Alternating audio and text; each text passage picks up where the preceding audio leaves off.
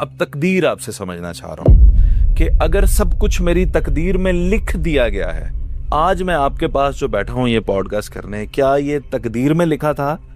मेरा भी क्यों सर है इसमें पेट्रोल तो मैं मौलाना रूमी और अल्लामा इकबाल से बड़ा खूबसूरती से एक्सप्लेन करते हैं। वैसे नाम देते हैं शैतानी इस्तिदलाल का। ये जो तकदीर के पीछे जो लोग छुपते हैं ना, उनके बारे में। यानी किसी को भी मार के अगर तकदीर दा लिखा से। हाँ, क़यामत के दिन वो कहते हैं कि क़यामत के दिन शैतान कहेगा फिर कि ये आदम को सजदा ना करना तो मेरी तकदीर में था, मेरा क्या गुनाह है इसमें? जब मेरे लिए लिखा हुआ था तो फिर मेरा क्या गुनाह है? मुझे माफ़ कर दो। मर्दान में एक चाचा ने रमज़ान में अफ्तारी के करीब, चूँकि इंसान का ब्लड शुगर लेवल अपने ऊपर कंट्रोल तो नहीं होता ना, हम लोग तो समझते नहीं, रोज़े की असल रूह को नहीं समझते, तो उसे गुस्सा आया हुआ था, वो खेल रही थी, शोर कर रही थी, इसने बंदूक उठाई, उसे गोली मार दिया उसे, 7 साल की बच्ची को। तो जब वो न्यूज़ कास्टर उससे पूछता है कि आपने क्यों मारा, तो उसने कहा था ये इसकी तकदीर में था, मैं नहीं मारना चाहता था, इसकी तकदीर में था। हम तमाम अपने गुनाहों को, अपने पागलपन को, अपने जंगलीपन को तकदीर के पीछे छुपा देते हैं।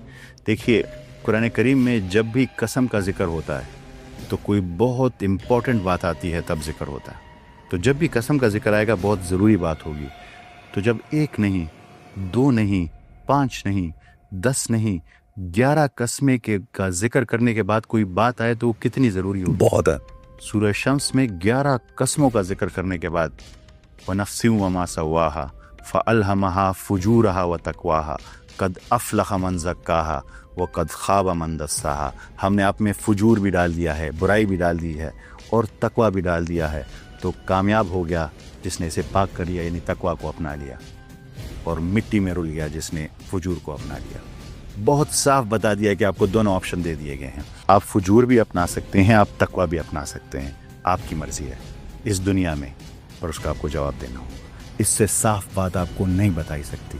हाँ, कुछ चीज़ें हैं जिसमें हम लोग बाउंड हैं, पर जिस चीज़ में हम बाउंड है उसके बारे में हमसे सवाल भी नहीं है। मिसाल के तौर पे आप किस घर में पैदा हुए, इसमें आपकी राय थी? नहीं।